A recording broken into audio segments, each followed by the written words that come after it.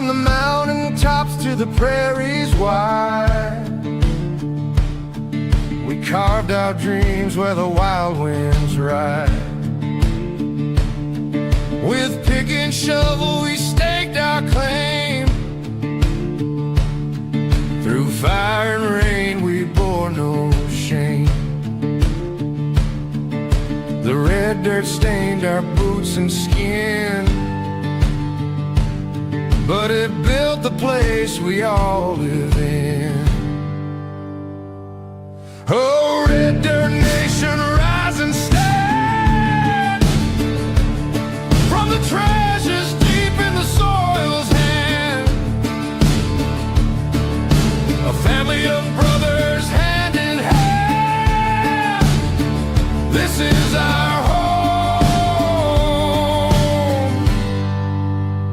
This is our land.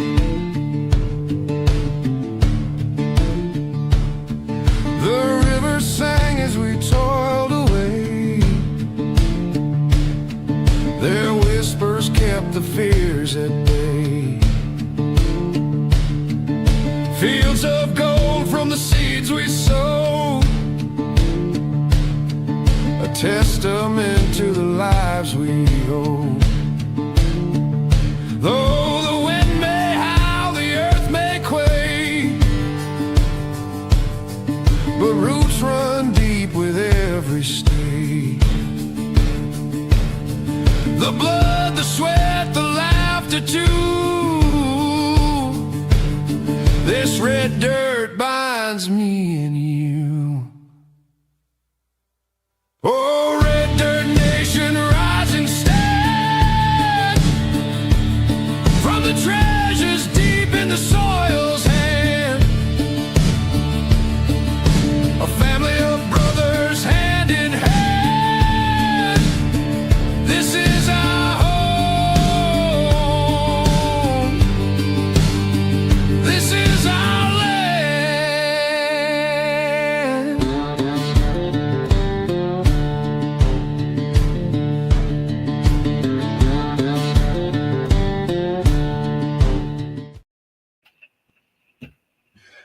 Hey everybody, thanks for coming tonight. As always, Nick here, Prospecting 406, co-host Carl Madley. Short bus rider is on a late spree. Travis is backstage, but lo and behold, look who we have here with us today. Dave, oh my God, I always have trouble saying it. Go for it. Come on, go for it. Right? Varabioff. Varabioff. That's close enough. I've been called Gold Bay Dave. Dude, me too. Yeah. Gold Bay, thank you so much for coming, man. Yeah. And hands down. Seeing your intro, sitting here, it's the first time I've actually seen your intro, and it's just like, man, it totally resonates with me. Like the dig until you die. I've tried giving prospecting 3 times. I've been rich and broke, like broke, overdrawn broke, and said I'm freaking out, and everybody laughs. And then 2 months later, here I am again, digging in the dirt. And so, dig until you die. And then I like what you said about, the other thing that in your intro is about sharing our experiences and sharing our knowledge. And that's one of the things I really love doing. Yeah, sharing the knowledge is the big thing for me. I twice a year do gold panning and sifting events for kids and beginners, rock shows here in town. So I genuinely am in it for the fun. Yeah, so that's awesome. My dad took me panning when I was 11. I didn't know where we were going. We got there. He showed me where the gold was in the gravel. And the very first pan, 11 years old, 5 little match head size nuggets, and that was it. My life was written. It was just complete. I remember everything about that day, even now that I'm 62 years old. I remember every bit of it. Well, that's amazing. Yeah, that's a cool story. I didn't find that much my first time, so that is awesome. Yeah. Well, and so what you're doing with kids too. You never know which one of those kids is going to be the next Gold Bay or whatever. Well, we need the younger generation to keep it going. We can't have this dying. Don't want it just to keep being a bunch of old people doing it. Yep. We are getting older. Yeah, we don't get younger. I'm not old by any means, but then again, I'm not getting younger. So yeah, I'm the same. I'm not old. I'm a kid playing dirt every day. Well, like we said backstage, you're only working if you hate your job, but if you love Yep. what you're doing, you're having fun every day. You're not really working. Yeah, I haven't worked in about 30 years probably. Oh, that's the dream right there. Yeah. That's awesome. Yeah. And in fact, I'm sitting at my gold mine in California. This is the Colorado Quartz Mine. This is our house. I live Oh, with wow. Brian Thomas and Kayla, of course, and you've probably seen them on social media, but the three of us Mhm. live here, and we have 3 other properties besides this one. So, and they're all within an hour drive. Oh, that's awesome. So it's really, you can just go play wherever you want Pretty anytime. much. We have placer, we have hard rock, we have underground, and then we have a combination of placer and hard rock and underground all on one property. So yeah, we got it all actually. Wow, it's amazing. Yeah, that's exactly what everybody would want, right? Like the dream.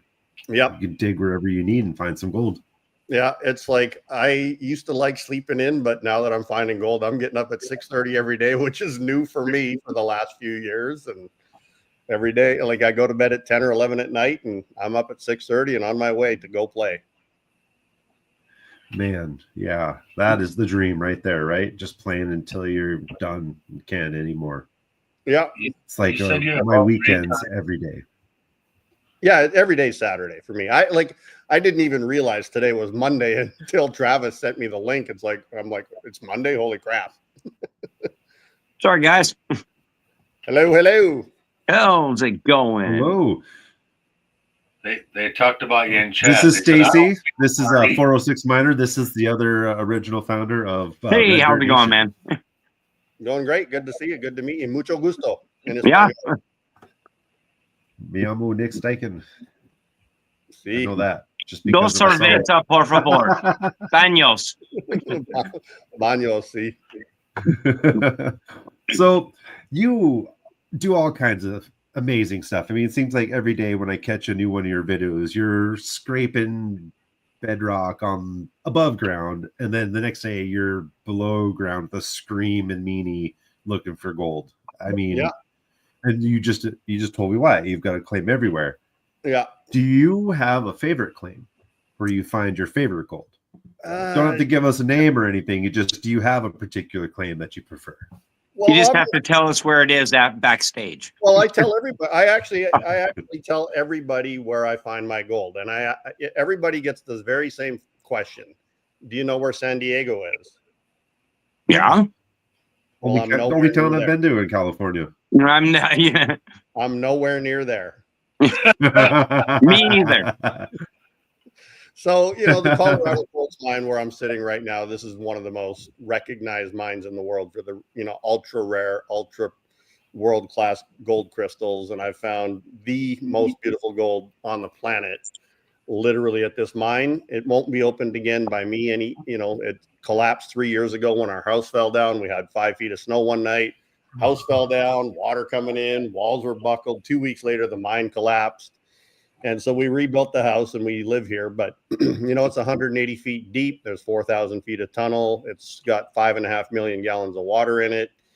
And I'm just not planning on reopening it. I had my bucket list dream done here. I've got, some really great footage from, just my early on videos where I just turn on my camera and shoot what I was doing. And in fact, I'm start promoting one of my very, very first pocket of gold ever that I found in an underground mine. I watched the video again last night, and I'm going to start putting out some content to, guide people to that full length video. It's quite interesting. Oh, cool.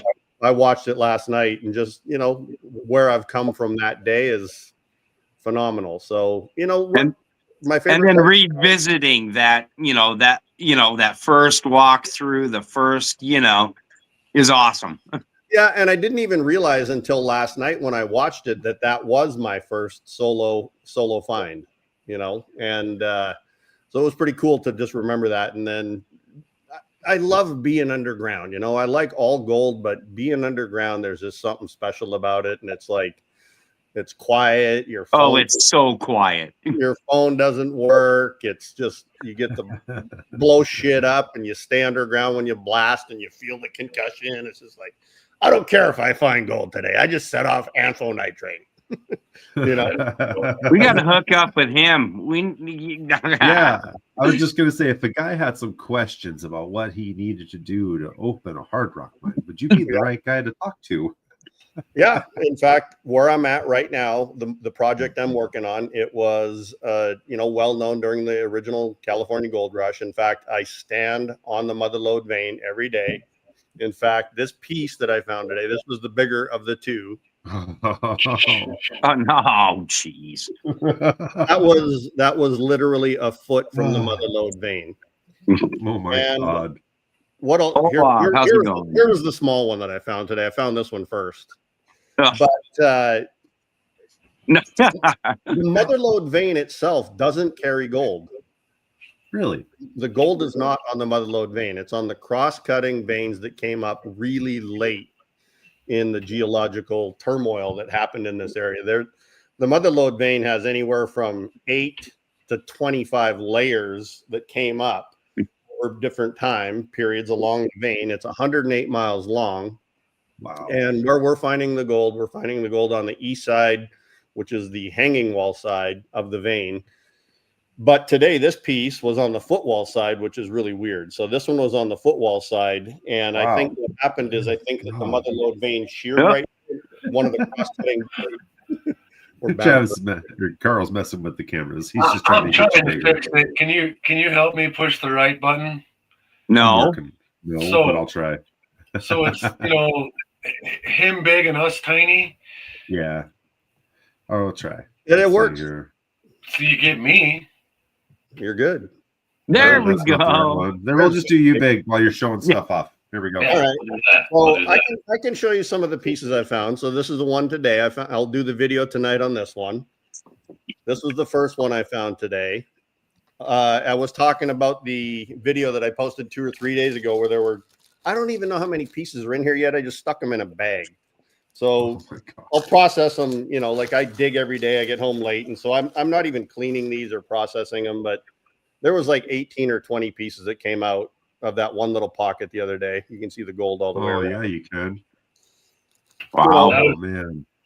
That was one of your most recent videos. If anybody wants to catch that, it was pretty awesome to watch. Yeah, I posted it 3 days ago on YouTube. It's like a 19-minute video. I just didn't edit it. I literally set the camera up, and you get all the boring parts. You get me talking to myself. You get, Mike bringing me the dog dish. Like, I didn't edit any of it. I just post the videos, and if you guys Just like, raw dogged it, huh?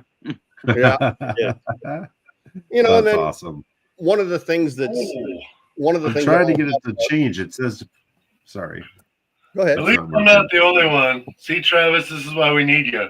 The He's back. buttons. I'll press the wrong button. I promise you this.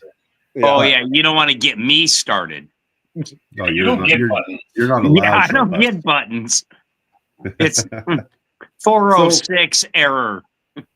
You talk about the Mother Lode vein, and then they hang in walls. So you said it's 108 miles long. How wide is this vein then if it's been layered that much? It's anywhere from, I've seen it pinched down as narrow as 2 to 3 inches, and probably 300 or 400 feet from where I'm currently working, it's probably 12 feet thick. Wow, that's Yeah. awesome. Like it's And- like monstrous. Does it seem to matter like how thick it is as opposed to where you're finding the good gold? Well, it depends on the cross-cutting veins. It has nothing to really do with the actual Mother Lode vein itself. The Mother Lode vein runs north-south, and then the cross-cutting veins, they run east and west. And they're Oh, the east-west ones are better? Yeah, so there's not only do we have like 18 to 20 to 25 layers of quartz in the actual Mother Lode vein, but then we have different layers of sedimentary deposit. We have dikes that came up. So there's 18 or 20 different layers that are Wow. sandwiching the Mother Lode vein. And it's in those sandwich layers of sandstone and dike and andesite and slate. And there's red dirt. We have red mashed up. It was just kind of a really decomposed type of bedrock with lots of sulfides that turned red. And we've got gold growing in that red mud too. Yeah, Wow. Red Dirt Nation. See, what color is andesite typically? It's a kind of a dark greenish blue, but it can be kind of gray as well. Yes. And so So it's that green-blue spectrum side, I it guess. is. And it's Okay. super hard and super dense. And, you know, andesite is a metamorphic rock, or excuse me, it's an igneous rock that came up, melted. And then as it started cooling and cracking, then you would have the superheated, you know, gold bearing and mineral rich solutions come up into those cracks and fill them in and then deposit the quartz and the gold. And that's very similar to what happened here at the Colorado Quartz Mine. So we're on the very south end of the mother lode. And then Georgetown, California is the north end, and it's 108 miles from Mariposa to Georgetown as the crow flies. So would the coloration be similar to like this greenish gray color I got here? Yeah, it's very similar to that. Okay. Did you find something good, Nick? We found something good, Stacy. But what you're going to look for in the dike is it's going to be, the gold won't be in the andesite itself. It's going to be in the quartz veins that came into the andesite that was cracking as it was cooling. Mm-hmm. Yeah, it's hard to see. It's filled with white quartz throughout it. Yeah. Yeah. And then the other thing that's real interesting too is go ahead. I'm thinking out loud. I'm an idiot sometimes. Yeah. So here at the Colorado Quartz Mine, the dike is anywhere from 12 to 20 feet thick. And then we have the slate contact on each side. And the veins do run across they run east-west through the dike. They're dipping at 40 degrees.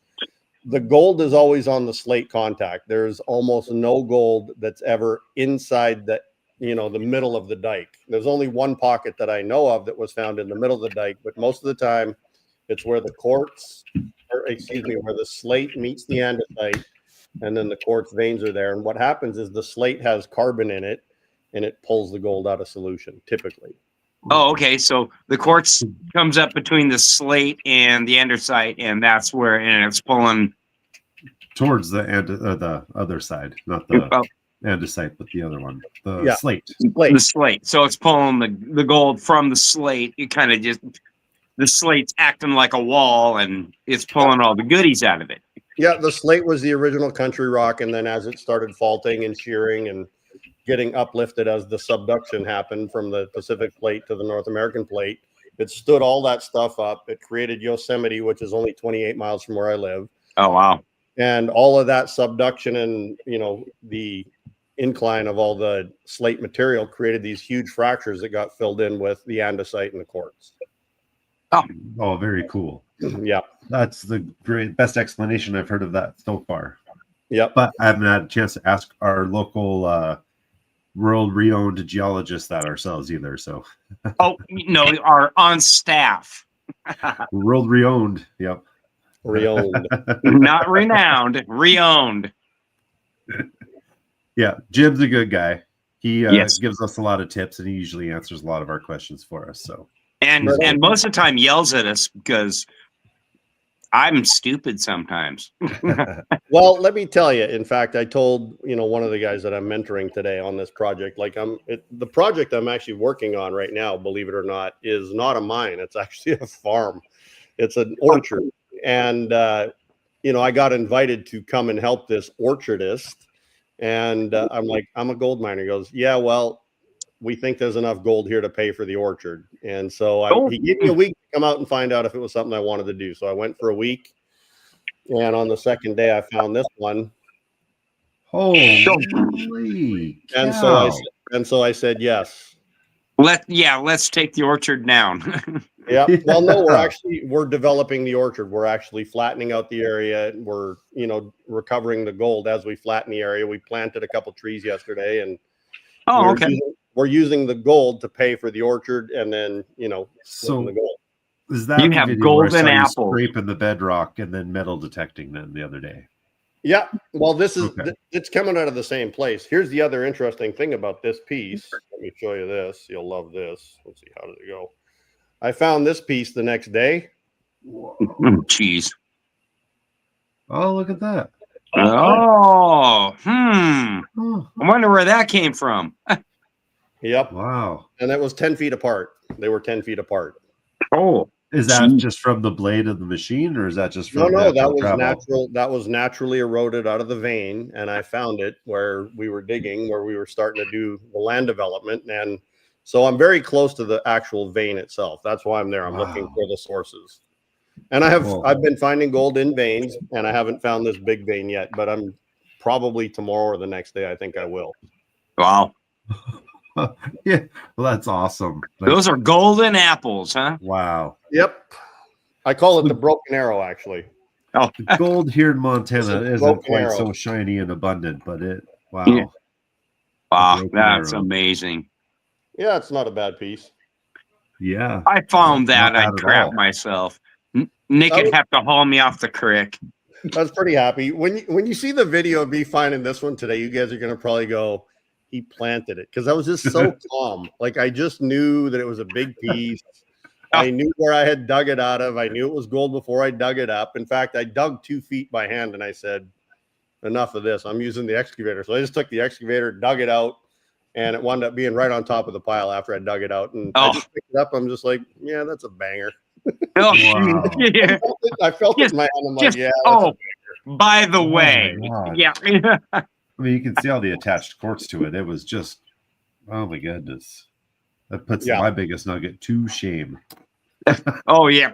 Mine's a 10. But yours is probably big enough to satisfy you, and that's what counts. Yeah, mine came out of the wild, Well, 1 gram's good for me. Yeah. Oh, you got a big one out of Lincoln, huh? Yeah. Then I found a really tiny one up there too. But that one was in like a little piece of rock, like inside the quartz inside the rock. So that was pretty cool. I've done some prospecting over in Montana. I lived in Spokane for 22 years, so I spent a lot of time in Idaho and Montana. Yeah, we live in western Montana. Yeah. Close to Spokane, actually. Yeah. So, Superior and Rabbit Creek and all that, the gold out of there is 98% pure. Some of the highest purity natural gold there is. I used to buy a lot of gold out of Superior. Yeah, we got a buddy who. Go ahead, Stacy. Oh, I said we kind of have a buddy who up there, and he's got a bunch of mines that veterans are the main, the main source. Yep. They can go up there, and he has campgrounds for wheelchair, everything from wheelchair to backpack in for the veterans, and that's Lord Shadow. And everybody, subscribe. He's doing tons for the vets and anybody and everybody. He's an awesome guy. Right on. And I see Swamp Dog asked me a question if I'm going to be back in Spokane anytime soon. It's kind of weird. I haven't been up there for a couple of years, but I still have a house. I will probably be there in December to sell my house. So yeah, I will be up there. Wow. Swamp Dog. Getting rid of Spokompton, huh? Yeah, I haven't been there. I haven't been there for 10 years. Don't plan on going back. Yeah, I don't blame you. Yeah. So Olaf Nice place to and visit. Twit has a question for you, it looks like. Could there be an artist endeavor for forming things from the select specimens? If so, how about on-site or near the area, like an expedition experiment or just making awesome stuff that's unique? Okay, you're going to have to read that to me. Okay, let's see. Could there be I think he's asking if you're making anything cool out of those specimens or doing any unique artwork. Yeah, for sure. So, one of the things I do is I do cut a lot of slabs on my slab saw. I have a cabbing machine. I do have, let me here, we'll pull out something that I just created recently. Well, here, I'll show you some slabs. Oh, I'll show you something that's cool. So this is a golden quartz slab. Let's see if I can. So cool. Holy. That was this one is of the some things I was going to some bring rock up was that came out about of your Mexico. whole slabbing thing you got going on. But the cleaning of your slab saw the other day, or whatever that was. look at this. Those dice are cool. Oh, I saw when you made the video about those. Yeah. So these Those are are golden neat. quartz dice. They're the only pair on the planet, as far as I know. they're probably You're not selling weighted. those, right? Yeah. In fact, one of the things I need to do is I need to roll them 100 times and see if one of the numbers comes up more than the other. Yeah, see if they are weighted. That'd be funny. Pretty good video. And those came out of this rock that started out with 65 ounces of gold in it. Jeez. Holy Yeah, cow. that was such a cool video watching you cut that thing up. Yeah. The amount of gold you got out of your saw Yeah, it was like, was incredible. I think it was 14 ounces. I don't remember. Yeah, Holy. 14 ounces. It was a lot. How was it Crap. cleaning all that oil out of it, though? What's that? How was it cleaning all the oil out of your saw and out all the gold after that? Yeah, I filtered the oil to reuse it, and then I took all the solid material out of it. And then if you watch the whole video, I did do a video that shows the entire recovery process. You have to incinerate all the stuff and get all the oil off of it. And yeah, so you incinerate it, then you're left with ash, which doesn't like water, and you got to use tons of Dawn dish soap to liquefy this ash into water and mud, and then you run it across the shaker table and dissolve the silver with nitric. And jeez, yeah. But it's fun doing it. Travis wants to know if those dice are for sale. Yeah, they are for sale. Oh, there you go, Trav. They weigh 40 grams.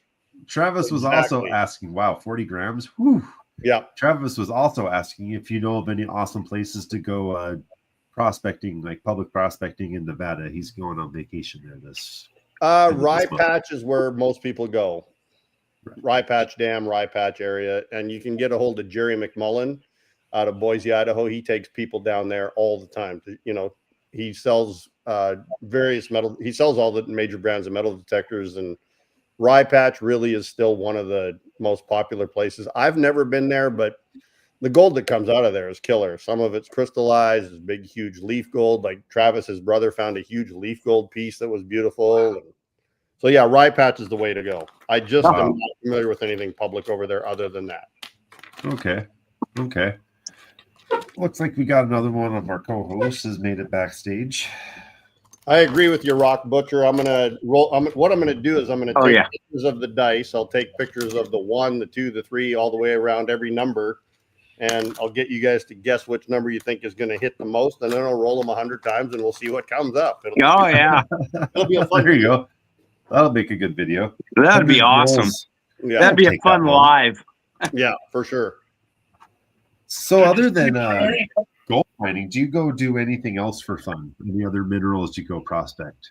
I pick up quartz crystals whenever I'm digging. If I see any quartz crystals, I pick them up. In fact, where I'm at right now too, we get mariposite, which is a cool mineral. It's green and white, and it's as hard as quartz. It actually grows next to the quartz, and so I do pick that up. In fact, where I'm at, we might find gold in mariposite. It's been known to be found in that area. But other than that, no, man, I'm a gold miner. And if I'm anywhere else, I'm thinking about being back here digging instead of wherever I am. Nice. You're kind of like me. The gold is more than, quartz and garnets or any of that other. That's byproduct for me, Yeah, I'm the same. Yeah. So sorry for all those rock hounders, I'm pretty much a purist when it comes to that. But I do, I buy, what I do is it's easier for me to buy. Like if I like a barite or a fluorite, or I like galenas and chalcopyrites, I just buy them in Tucson. This will be my 30th year going to Tucson. So I just buy them there. Yeah, it makes sense. I mean, especially if your passion's gold, it's easier just to make the money and then buy the pretties when you're at a show. I get it. My other thing that I enjoy though is artwork. I love original art. Oh, awesome. Who did that picture behind you? I got that at a secondhand store 6 or 7 years ago in Temecula, California. I walked in and it was like, boom, right there. I'm like, I didn't care how much it cost. I was buying it. No. And it wound up being $600. It's an original on plywood, and it's by a guy named Kaladin. And I looked him up on Instagram and I messaged him. I said, hey, man, I just bought this painting of yours. And he goes, I was wondering where that went. He said, I sold it to a woman named Beverly 8 or 10 years ago in Los Angeles for 20 grand. I'm like, what? Geez. What's it worth now? He said about 30 to 35,000. Wow. That's on plywood. Yeah. I just loved the way it looked. And it to me, it wasn't about the value of it. It's cool. Yeah. No, yeah. It's got that 80s flair, when we were kids-ish, know. Mm-hmm. Look, she looks like Greta. Yeah. Oh, yeah.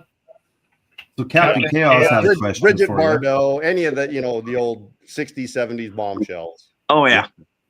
So you're going with that. So Captain Chaos was wondering if you sell gold specimens, and if you if you sell them outside of the U.S. Yeah, I do. It depends. I can ship to Australia, typically Canada. Other than that, it's pretty hard to ship. But Canada and Australia I can ship. And it just goes to your goldbay.com. Well, most of the specimens I sell, they don't make it on my website. You know, people know what I have. I have a pretty regular, set of customers that buys almost everything I produce. You know, I get people reach out to me on Conmigo. In fact, on my app is where I've been selling most of my specimens. Okay. I'll show you a sick one right here. This is from Nevada. This thing is insane, and I don't think the pictures will do it justice. Holy backbone. That's all cubes That is all cubes. on an my andesite God. dike with quartz crystals. These are little micro quartz crystals, and they're all intact. But this thing is Jeez. ridiculous. That's Holy. so cool. Yeah, you got some of the coolest. And that's specimens. that's natural finish, man. That is just naturally. Holy. What is that? 99 or 95? No, it's probably 93. Oof. To form really good cubes and really good crystal shapes like that, you typically need 7% silver. In fact, most of the gold that comes out of Minor Ma's on there. Oh, yeah. Yep. Oh, Minor Ma. She's my neighbor, by the way. She's probably gonna come. I just posted on her Facebook post today that I'm not going to enter the contest. Hey, Minor Ma, this is why I'm not entering the contest. I found this today. She I'll actually be did have a fair. question for you up there. Yeah, she said, what mine would I love to explore in the Mother Lode? Probably the two that I would like to visit are the Eagle's Nest mine, and I know the owner Danny quite well, and then the other one would be the Harvard mine in Jamestown. And I do have, I know a guy that has access to that, so someday I will get to visit them. They're just not high on my priority list, All right, here's an out of the box. Where would be your bucket list place to go gold mining at? I'm already there, actually. Oh, well, On the Mother Lode. I figured so. I just, Let's see. Well, figured, I've been to Australia twice. Probably a bucket list for me would be Brazil, near Mato Grosso, where they find all the crystallized gold down there. It's, muy peligroso, so it's not real easy for a gringo to get down there. I do have some people down there that I could probably reach out to. But Mato Grosso, Brazil, or Chile would be the other one. There's some really killer gold in Chile.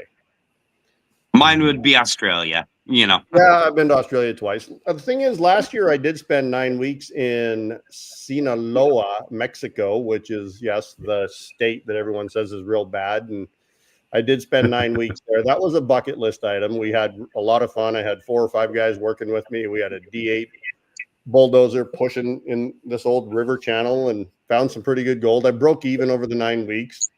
Found a 5-ounce nugget was the biggest one. Found a 3 and a 2, and then had quite a few 100-gram days. So that was fun. Wow. Oh, wow. Oh, man. Yeah, that'd be great. Yeah. I'd be happy with a 1 gram day up here in Yeah. Montana. It's up 100 there. gram day. Could you imagine? I said a 1 gram day. Oh. Come on, I'm shooting the moon. Yeah. There's some rich ground in Montana. Most of the good stuff's claimed up. So Yeah. if you're lucky to get on it, you're lucky. So Yeah. that's And why we thrive through people like you, so we can see all this good gold porn. Oh, and not yeah. have to Yeah. find it ourselves, I haven't even showed you the big one yet. And you're not in Australia. Oh, jeez. Yeah. I'd rather see gold from the United States than Australia. Yeah. One of the things that you just said, Nick, is really, I think, important for people to understand is that it takes everything. Every single ounce of your energy, your finances, your everything to be a full-time hard rock gold miner, or just a gold miner in general. What you said is it'd be nice to have a 1 gram day. Most people don't realize how hard it is to actually find gold. Mm-hmm. I've been doing this for 52 years. I've been chasing gold for 52 years, 10 years as a hard rock miner, 30 years before that, hardcore placer, dredging, running wash plants, metal detecting, traveling to Alaska, traveling to Australia. And it's never been about the money. It's been about being able to do it. And then if you do it long enough, eventually you will get to the place where you land on it. and it takes 50 years sometimes. Yeah. And so, if I had a word of advice for everyone, it's like, if you love prospecting, that's reason enough. And eventually, if you put your heart and soul and everything you got into it, you'll get to that place where you can retire and find gold, Yep. But if you're doing it for the money, it's going to make it a lot more difficult, and it'll take away the enjoyment of it. Oh yeah, I just love being out in nature. If I find a few specks, that's great. Yeah. If I didn't, I'm out with, let's say, Nick or Travis, and maybe sometimes Carl. And just the fun we have. How much fun did we have? In camp, and how much just togetherness. You know what I mean? And what it is, it's not only the togetherness, but the thing that really keeps us doing this is that it is freaking possible to hit that 1 ounce nugget. It's possible to hit that 2 ounce nugget. It's possible to find those big bastards. You just got to keep at it. And sometimes you don't find shit. Like I'll tell you, this is a freaking true story, man. The last piece of gold I found here at the Colorado Quartz Mine was called the Moose. It was a 17 ounce crystallized gold specimen. Jeez. I found it on March 4th, 2020, which was the day that the COVID lockdown started, and you had to do social distancing.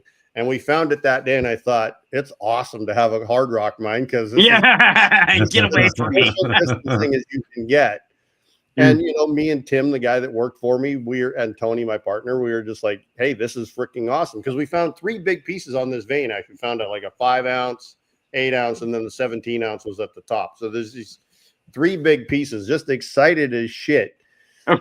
Over the next 3 years, mining 5 days a week, we found 9 grams of gold in 3 years. Wow. Ouch. And But you were still having fun, though, I'm sure, yeah, of right? course. I mean, that's You the whole kidding? point. Fuck, yeah.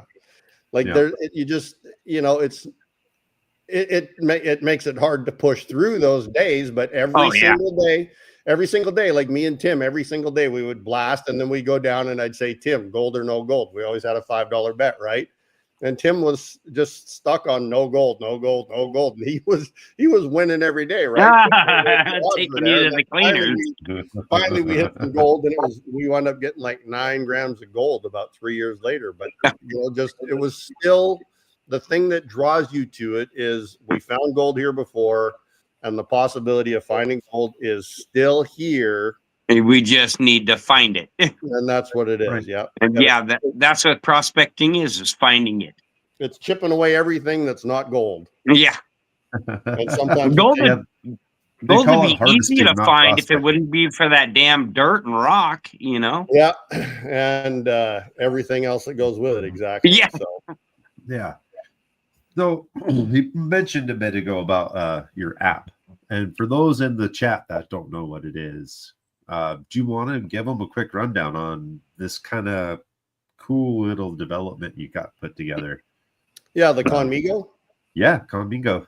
So yeah, I've created an app. It's called Conmigo, and the reason it came into existence was that my girlfriend is from Mexico, and mi español es mejor, and mi novia inglés es no bueno. So she said to me, she said, baby, I want you to talk to me more in English. And so I was sitting in an Airbnb in Vegas, and I was playing with AI, and I figured out how to be able to communicate without the need of a translator. And then I showed Sean, who's been with me since the beginning of Gold Bay in 1999. And he said, I'm going to build this into an app for you. And that's what we did. So we've been actively developing it over the last 10 months. It came out on the Play Store and App Store about 2 months ago. And it is a multi-language messaging app that you do not need a translator. And when you see it in action, cabeza explotar, your head explodes. Every single person so far, 100% of the people that are like, what? WTF? Literally, that's what happens. And so, you can talk one-on-one with people in there, but the real power of the app is that, you can create groups, and those groups are truly international, and it doesn't matter what language anyone speaks. Everyone now understands everyone in the app, and I've got 180 people in the Gold Bay Private Reserve group so far. And so when I'm out prospecting on a day-to-day basis, the minute I find something, it gets posted in Conmigo. I find a nugget, it gets posted in Conmigo. I tell people what I'm up to. And then I'll post, I'll edit videos tonight and they'll go on social media, Instagram and stuff like that. But the other thing is every Wednesday I do an Ask Me Anything session where people can jump on. I'm giving away one gold nugget every Wednesday between now and Christmas. Something that I've found if you're a member of the Conmigo group. Oh, wow. Or if you're a member of the Gold Bay group on Conmigo. So if anyone downloads it tonight, after we get off of this call tonight, I will reach out and message every one of you, show you how it works, because it's Okay. Yeah. I'll be on. Flowing. That's awesome. Yeah. No, that's pretty cool. For those of us who are definitely not multilingual, I think it'll help us bridge the divide and the gap. Yeah, and what happened is once you see this thing in action, you realize there's no more language barrier around the world. Like there's literally the language barrier is gone because of my app, and I'm super proud of it. And it's fun to play with too. It's like I like seeing the Spanish words. In fact, one of the things I do after I show you how this thing works is I teach you some Spanish swear words, and it's hilarious. Oh, but Travis is asking, how about English to Blackfeet Indian? If the Blackfeet language is available, if someone has translations for it, we can add it. Right now we have 150 different languages. And here's the thing that's interesting. Google only has 269 languages, even though there's over 8,400 languages on the planet. And what we want to do is we want Conmigo to have the most language translations on the planet, within a year or so. That's one of our goals. That's awesome. That's amazing.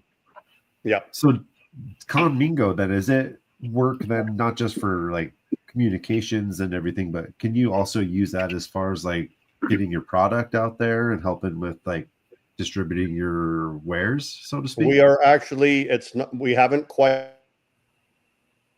Uh-oh. Got a little freeze action going on. Yeah, technical difficulties. We'll catch up here in a minute. I'm back. There he is. There he is. Okay. Yeah, so we are adding storefronts and shopping carts. We're also going to have live features, live audio, live video with translations and subtitles and voiceovers. Wow. We're adding so many features. And then there's one thing that's super cool that's coming probably within 6 to 7 months that is gold related, specifically on the Conmigo app. So it's a lot more than just a translation app. It's not even a translation app. I don't like calling it that because that's not what it is. It's a communication app. It's a communication app that works with all languages in real time. That's awesome. Yeah, no, that's an amazing idea. I would never have thought about even coming up with something like that. When you guys hop on there after this call, I'll spend the time to get all you guys onboarded, and then you guys can all join the Gold Bay group, and every one of you will be entered to win a free nugget every Wednesday. Cool. That's so cool. Who doesn't like that? You guys know about Wire Gold, right? Oh yeah, I love Wire Gold. My favorite. What's the biggest wire gold? What's the biggest wire gold you've ever seen on Matrix? Oh, about that big. Tiny. About that big. You're about to blow my mind, aren't you? All right, I better be. I don't know. Oh God, here we go. Yeah. Oh my God, dude. He gives us the finger. In fact, I call it the fuck you. Yeah, the finger. Yeah. Oh man. It's 10 ounces and 3 grams. Oh my God. And there's 5 wires on it. So there's a wire here, of course. There's the huge spinel coming up the back. There's a wire here. There's a wire on the front and a wire on the bottom. Oh, we're not gonna like you anymore. No. Oh, what are you talking about? Just gonna watch more of this content thing now.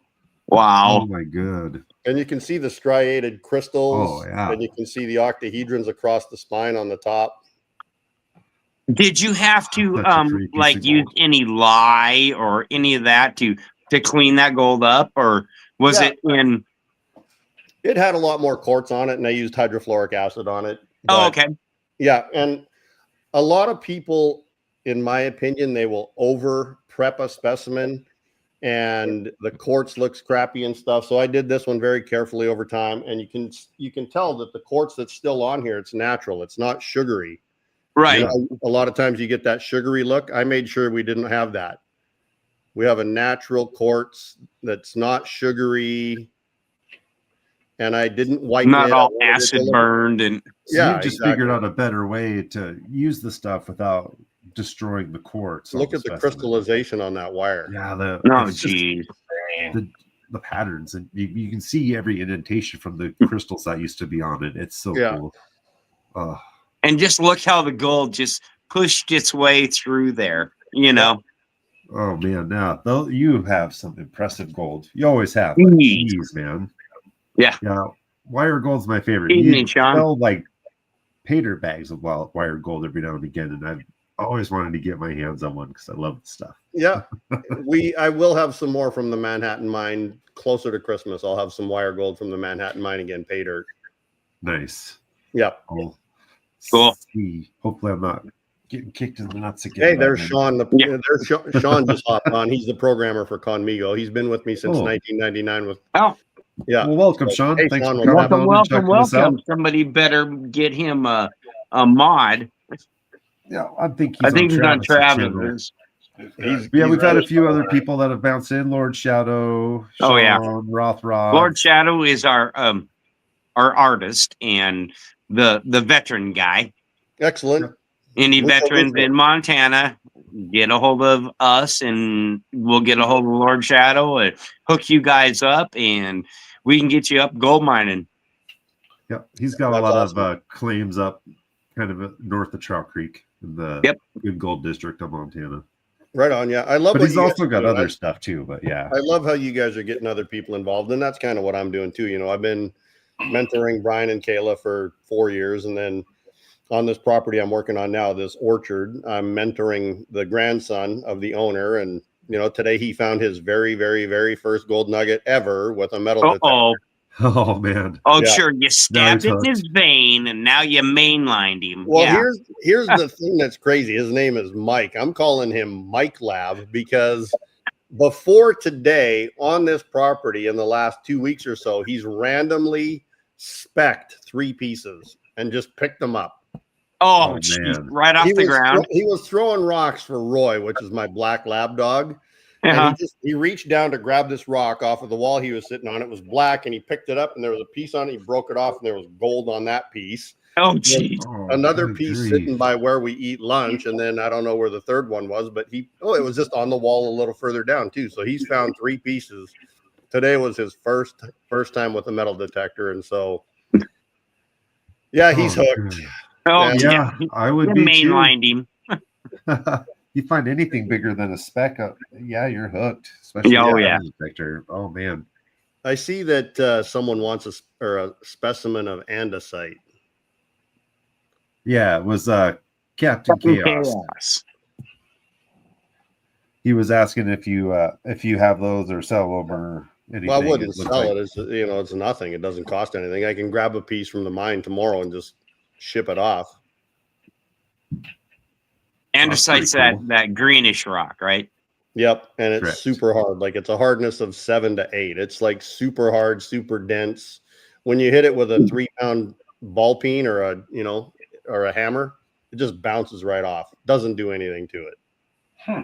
And that's what the pyramids are made out of, by the way. So copper, Gotcha, Nick. Andesite? yeah, Oh wow. andesite is What was one that, of the main. Stacey? Oh, I said I gotcha. I know what you were talking about earlier. Sorry. Okay. Yeah.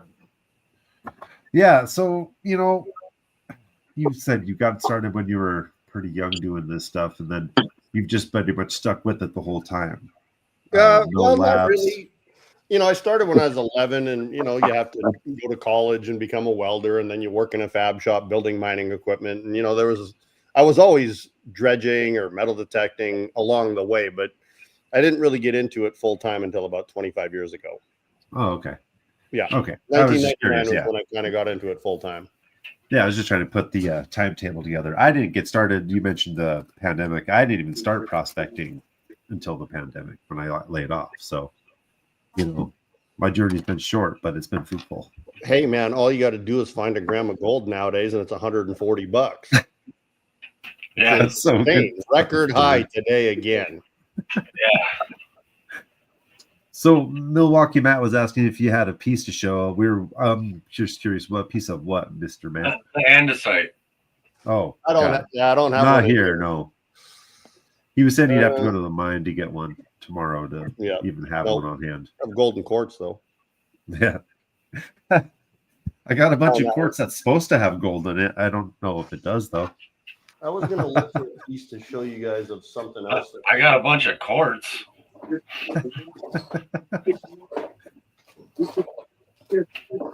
Yeah, I mean, whatever you have to show off, we'll take it. We love our gold corn on this channel. Well, Olaf was asking a question about artistic stuff. Okay, I do have. It's got Nice a little phone. nuggie there, Carl. Yeah. I know I don't even want to show mine after what he's shown off already. Oof. Yeah. We're not worthy. As Taylor would say, all gold is good gold. That's a true story. So here's an artistic piece. This was a piece of golden quartz that I Oh, turned into nice. like kind of a Star Trek sort of emblem logo that I just Oh, polished it cool. off front It and looks back. like an expensive guitar pick. Yeah, It kind of. does, yeah. That would be that's extra hard. Yeah, no So do you flex. turn a lot of your gold that you're cutting in then into different cabochons and stuff now? Yeah, it just like I look at a piece and it's like, well, that's ugly, and I start cutting it, and it kind of guides me along the way. It turns out however it wants to turn out, it seems.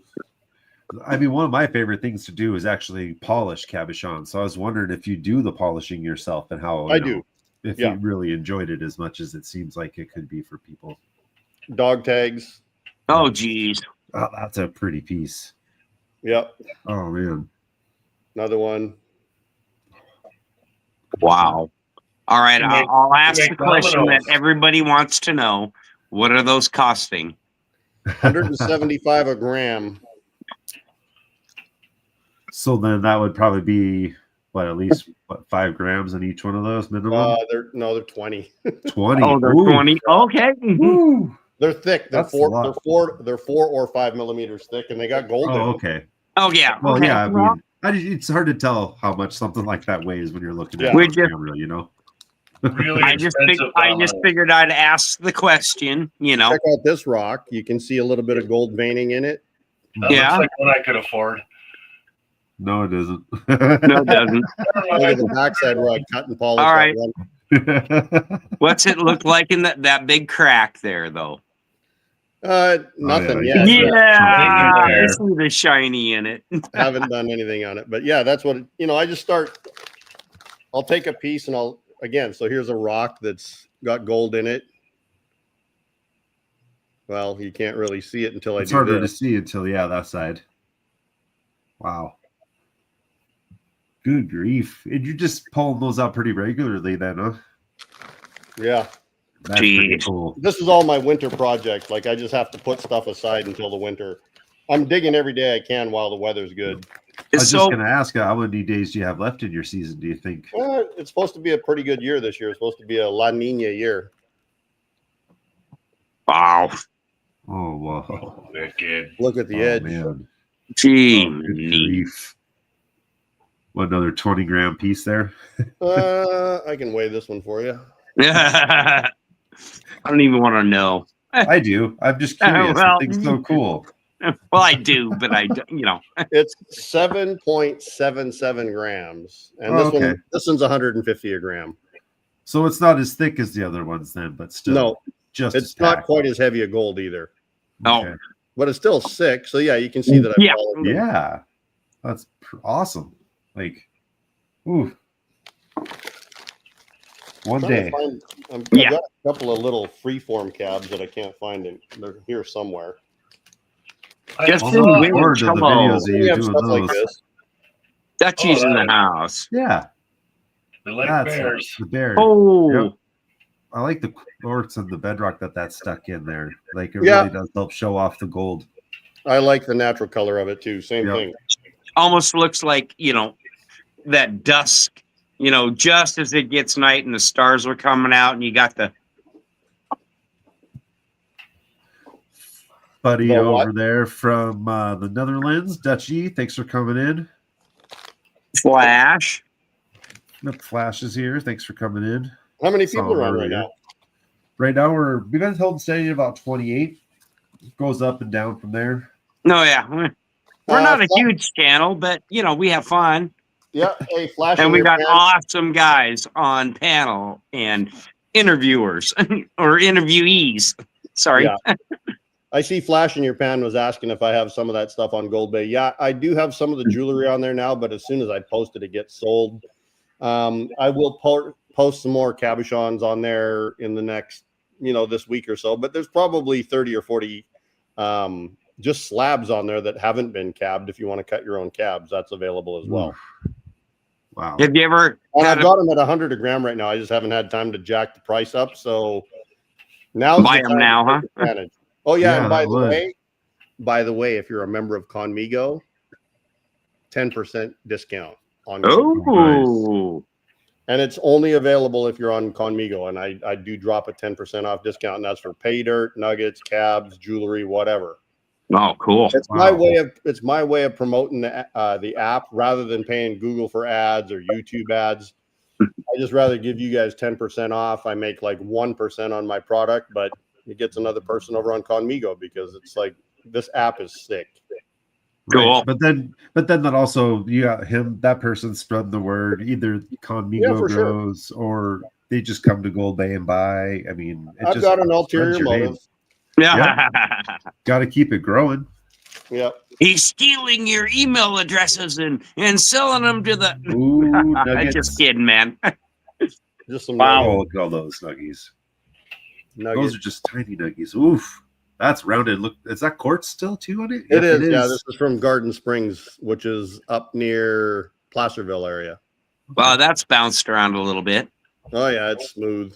There's big gold up there too. I've spent quite a bit of time in Placerville. There's big gold up there. Yeah, Travis has already joined. He says as soon as you showed a lot of that off and talked about the discount. Oh, we have Jim Richmond on here. Jim Richmond is actually a good friend of mine. He's the inventor of the Gold Run, which is a piece of prospecting equipment that will elutriate. It will get your super, super, super fine black or gold out of black sand. It's just an amazing. I've got the number 3rd one ever built, and it's because of Jim that I'm actually doing this orchard. What's it called? It's called the Gold Run. So Jim's on the Conmigo group. If you guys jump in the Gold Bay group on Conmigo, he's got videos he posted today of it running and showing you how well it works with black sand. So you'll see Jim on there. And yeah, Jim, we're big silicone mat guys, you know, with the hydrophobic, you know. Oh, yeah. Speaking of which, I kind of want to give you a quick thank you for that, by the way. So because of a recommendation you made to Discovery about my buddy Alan up here in Montana, I got to be in Dave Turin's backyard gold. You told them about Alan Robertson, and how he's making 3D printed equipment up here. And apparently, because of that, we got to do a little filming. So thanks. That was awesome. Oh, cool. Thank you. It's all about helping the community. Yep, for sure. So we're going to take a quick 1-minute break, play a little commercial here, give everybody a chance to get up and pee real quick, and stick around. We'll be right back. Sounds good. Cool. Oh, Red Dirt Nation, rise and stand from the treasures deep in the soil's hand. A family of brothers hand in hand. This is our home. This is our land.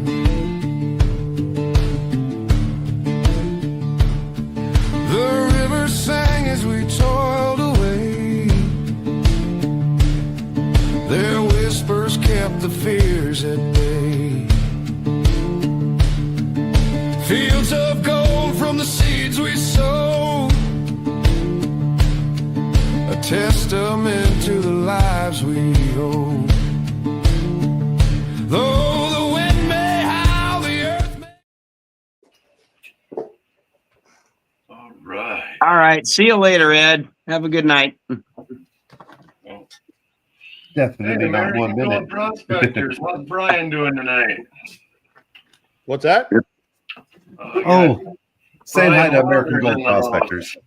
Excellent. Brian Wilder from I know who he Gold. is. Oh, okay. Yeah.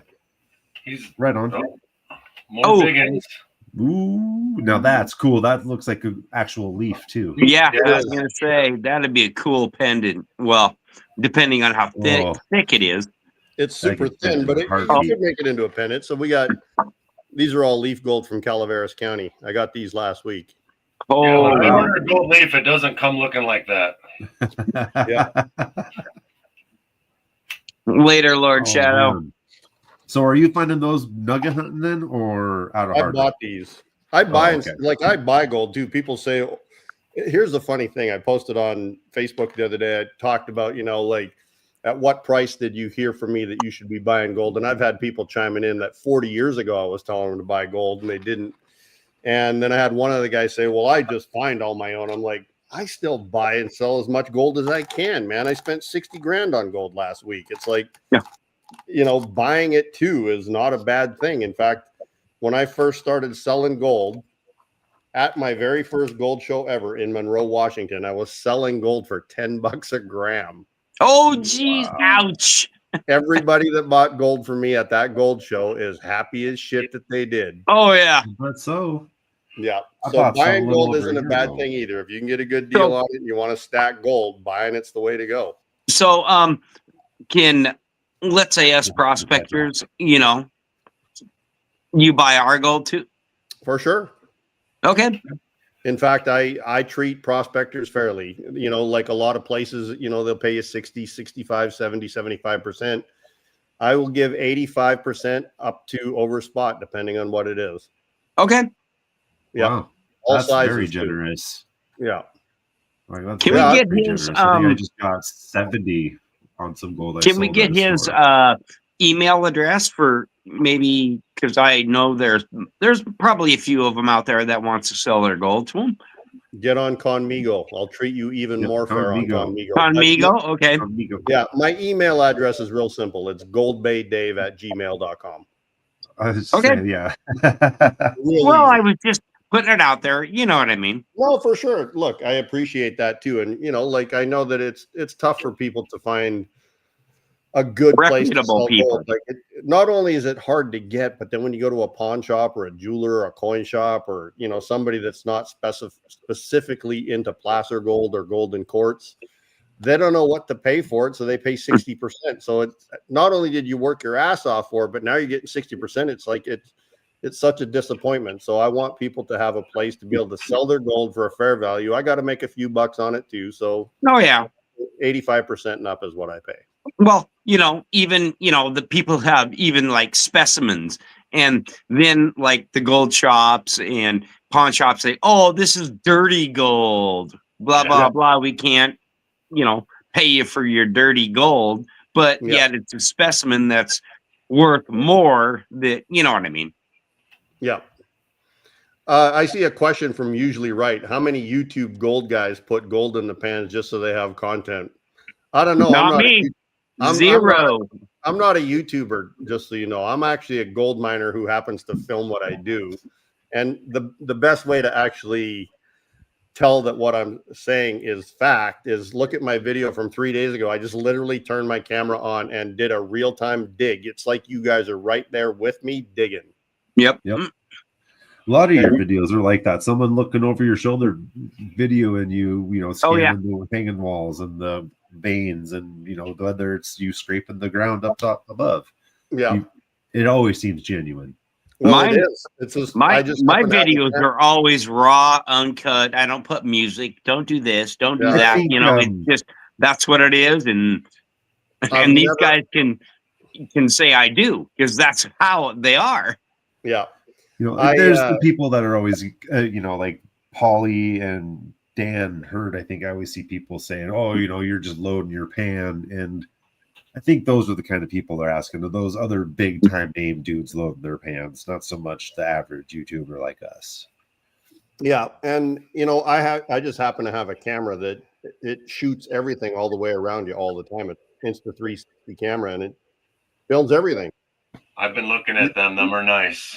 I've had I've had my 360 camera now for 3 years. In fact, the videos I shot the other day are on my X5. I just bought the brand new one, which is the X5. I've had the X4 for probably a year and a half, and it was time to upgrade to the X5, and I'm glad I did. It's sick.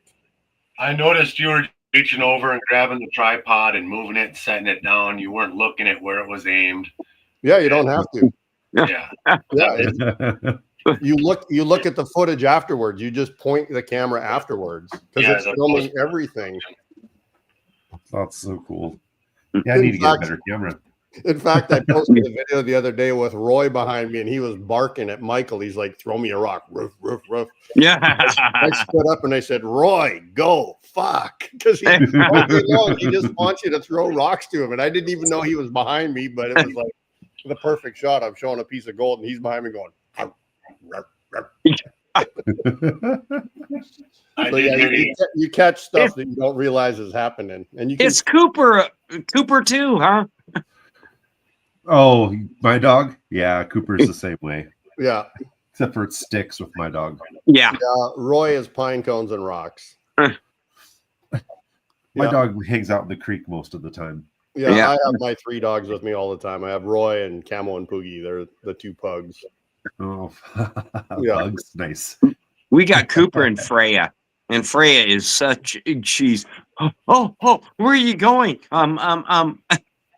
I got a golden retriever mix and I got a border collie mix, and the border collie's pretty high strung. Yeah, she almost chased Stacy into a hole.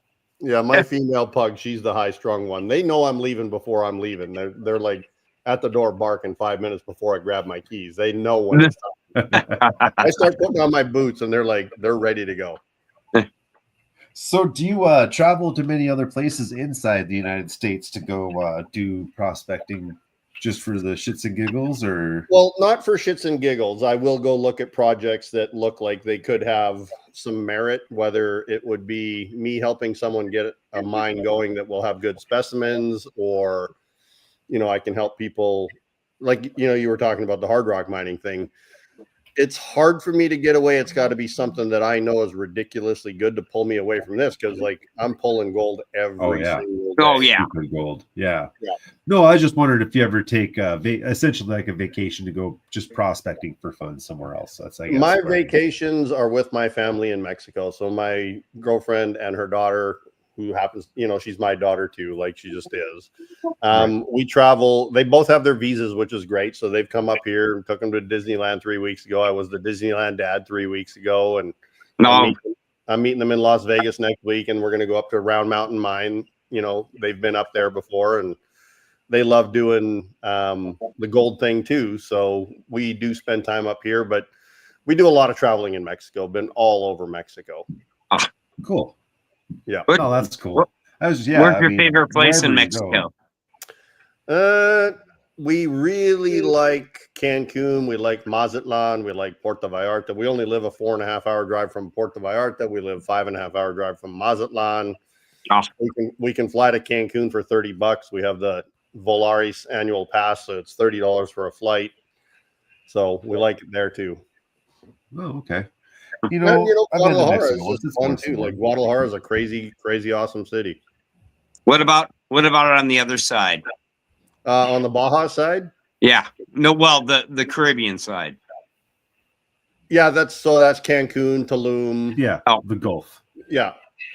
Okay, Playa del Carmen. That's all over on that side. My favorite place was Hell.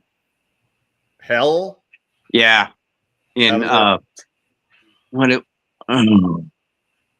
think it was down in Cancun.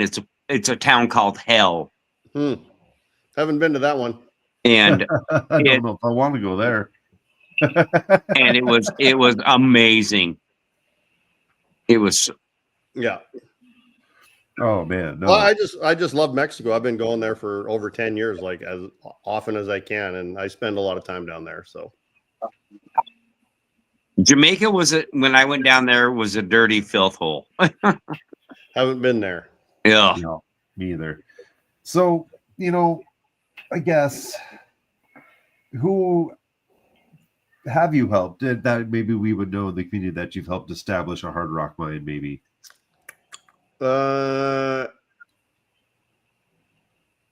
There's really only one, and you wouldn't know, and it's not something I can talk about right now. Actually, I've got some things going on with that.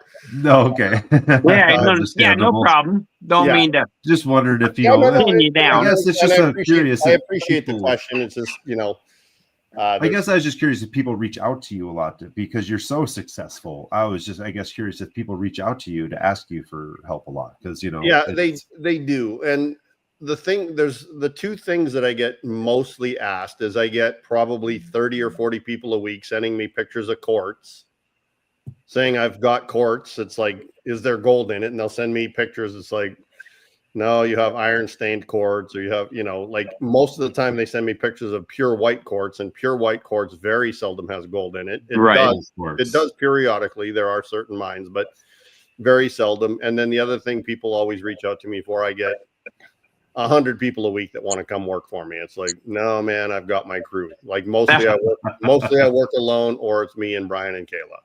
Yeah. Family and close friends. Yeah. And it's just,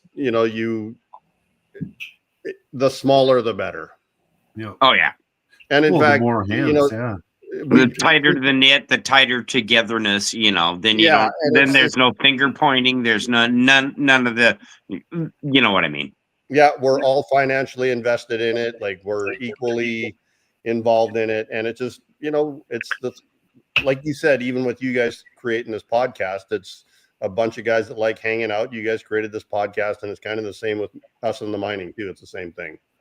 Yep. And it's so like I had found a mine that I wanted to establish, and Travis and Stacy have been the two most helpful as far as like helping me get samples down and getting posts up the hill. So they are, while they might be under my name, they are unofficially like my right hand man on this thing. Yeah, I for sure. would trust him with everything. And Travis and all them, he would be on the claim if he wanted to, but he lives in Canada, so the United States says that's not cool. The poor guy, he needs to get out of there. I left Canada 32 years ago.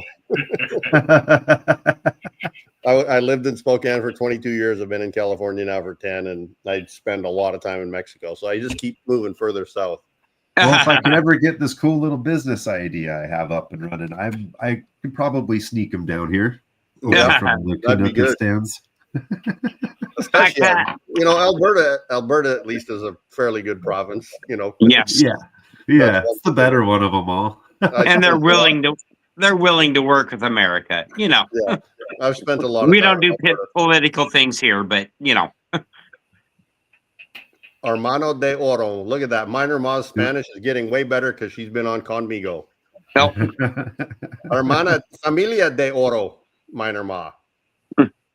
Familia de Oro, para siempre. So what do we need to look for when trying to find those nuggets in the red dirt? You need to look for gold. So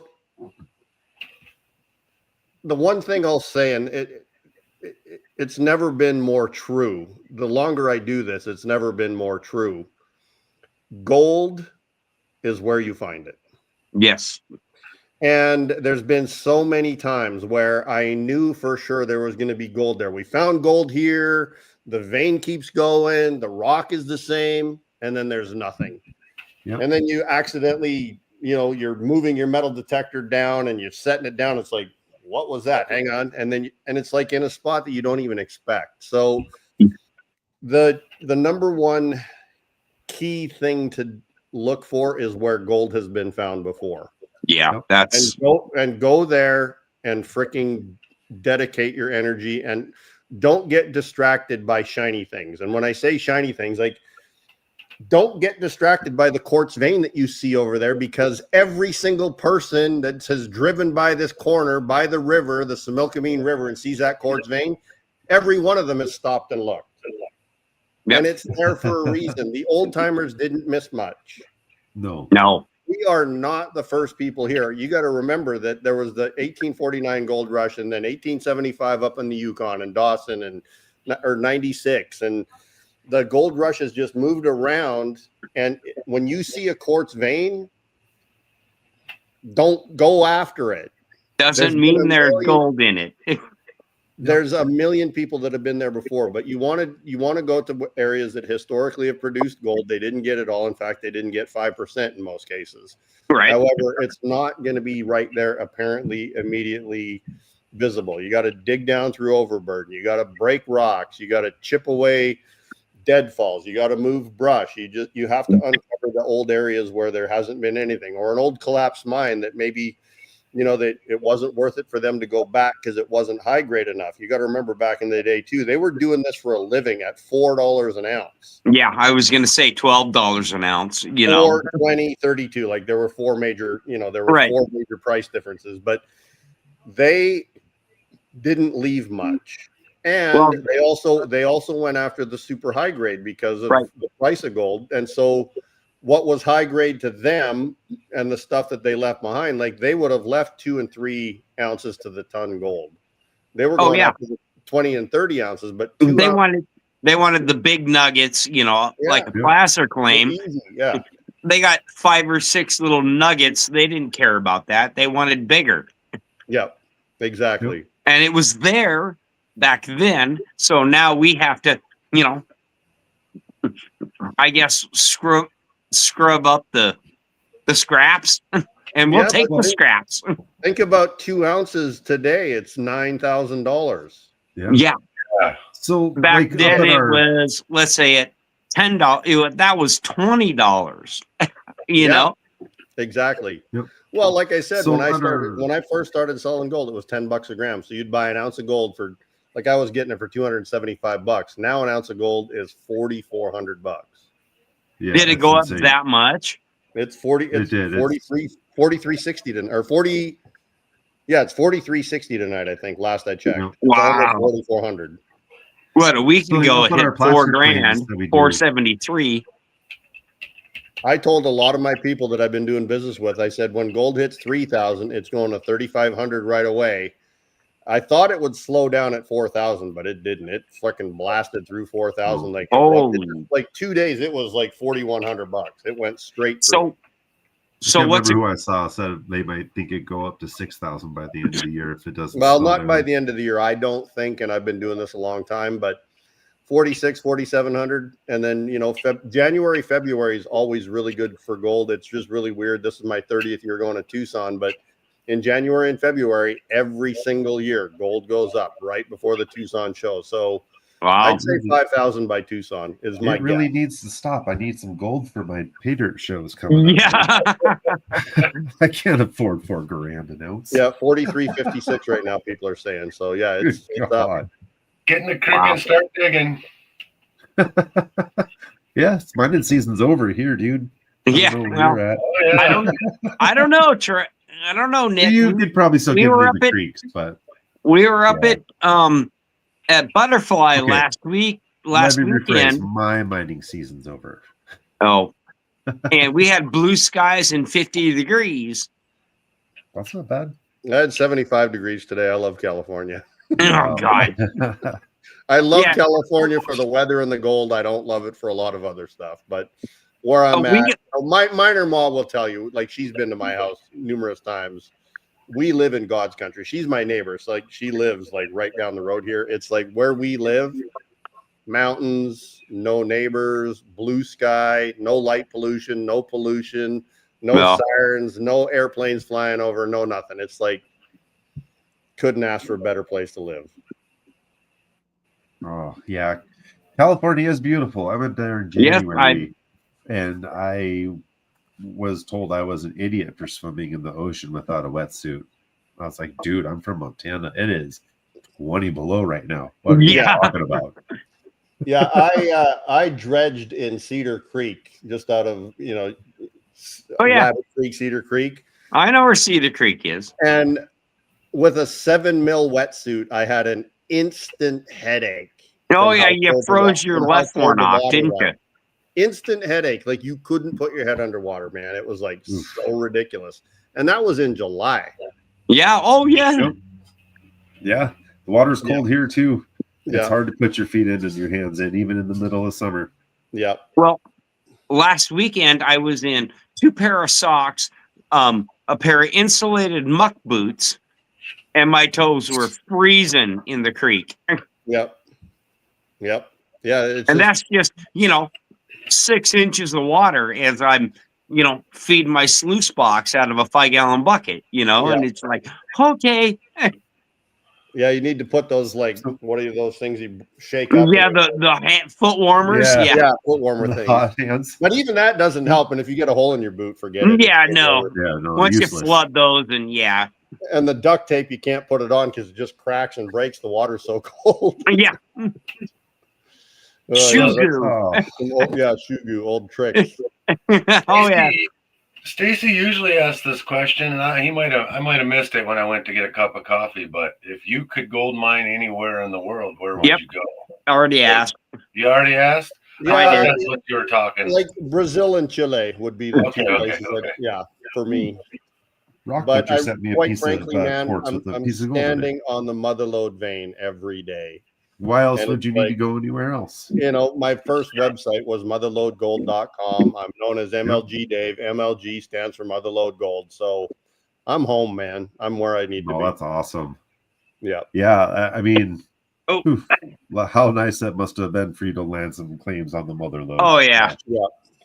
So So Yeah, what we was have about We have the south end, the middle, the east. There's the east belt, the west belt. Like the mother lode is a huge, big structure. So that would be awesome. So how was it when you first went there and finally hit something, substantial? What was the thought going through your head? Well, see, here's Was the it holy?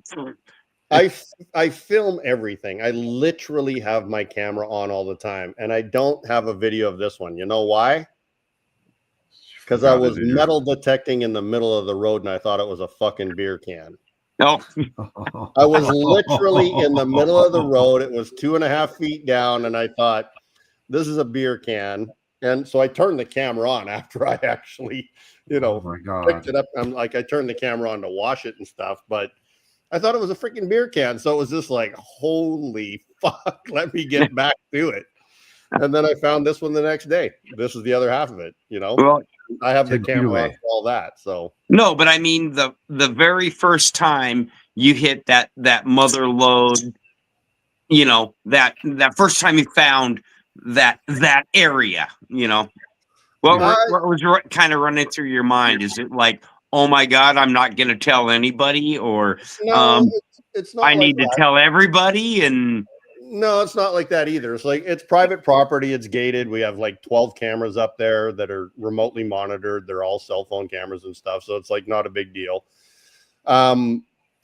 It was more like I did the research before I went there because, I was told this is an orchard, right? And it's like, right. okay, well, I'm a freaking gold miner.